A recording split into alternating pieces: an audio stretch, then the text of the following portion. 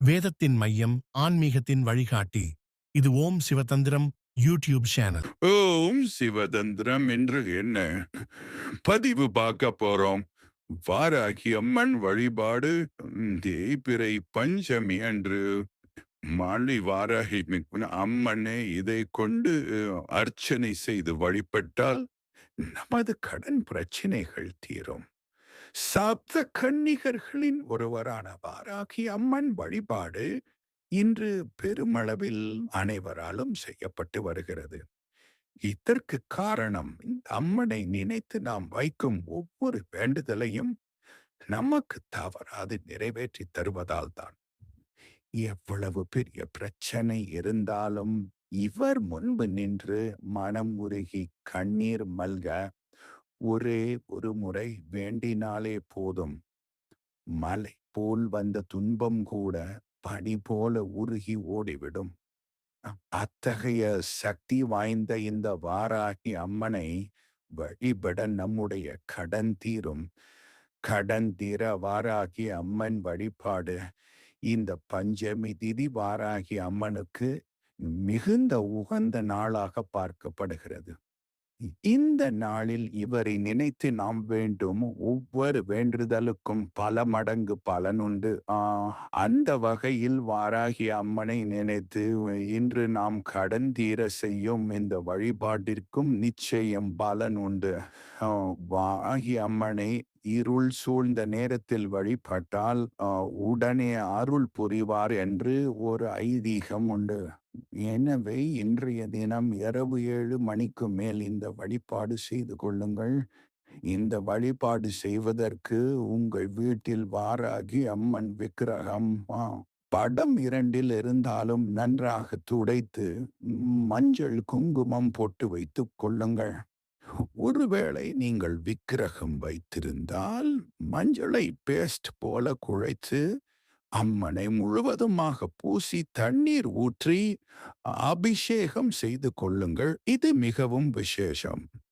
அன்றைய தினம் வாராகி அம்மனுக்கு கருத்துளசியால் அர்ச்சனை செய்ய வேண்டும். கருந்துளசி கிடைக்கவில்லை என்றால் செவ்வரளி மலர் கொண்டு அர்ச்சனை செய்துங்கள். இரண்டும் கிடைக்காத பட்சத்தில் மல்லிகை மலரை கொண்டு அர்ச்சனை செய்யலாம். இவற்றுடன் வெற்றிலை பாக்கு, பழம் போன்றவற்றையும் வைத்து நல்ல வாசனை மிக்க தூபத்தை போட்டு விடுங்கள். எவையெல்லாம் செய்த பிறகு இந்த ஒரு மந்திரத்தையும் நாம் சொல்ல வேண்டும்.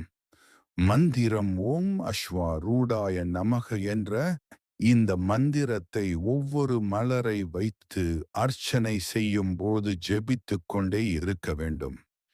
இத்துடன் இன்றைய தினத்தில் அம்மனுக்கு கருப்பு உளுந்தில் வடை செய்து அதையும் மாலையாக போட்டு வழிபாடு செய்யும் போது கிரகங்களால் ஏற்படும் தோஷமும் நிவர்த்தியாகும். இந்த வாராகி அன்னையை பொறுத்த வரையில் மிக எளிமையான முறையில் நாம் வழிபட்டாலே போதும். உங்களால் இது எதையுமே செய்ய முடியாத பற்றி ஒரு 5 முக குத்து விளக்கை ஏற்றி வைத்து அந்த தீபத்தின் முன் அமர்ந்து இந்த மந்திரத்தை சொல்லி என்னுடைய கடன் அடைய வேண்டும் என வேண்டி நாளும் உங்களுடைய வேண்டுதலுக்கு வாராகி அம்மன் செவி சாய்ப்பார்.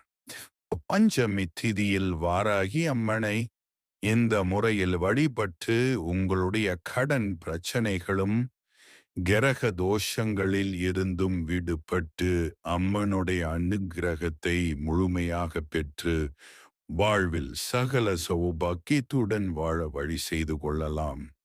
சிவசம்பு வாராகி மந்திரம். ஓம் அம் சிவசம்பு வாராகி சிம் வம் ஸ்வாஹா.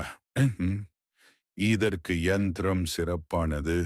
சிவனையும் வாராகி தாயையும் சூழ எந்திரம் செல்வத்தையும் தடைகளை நீக்குவதையும் நோக்கமாக கொண்டவை.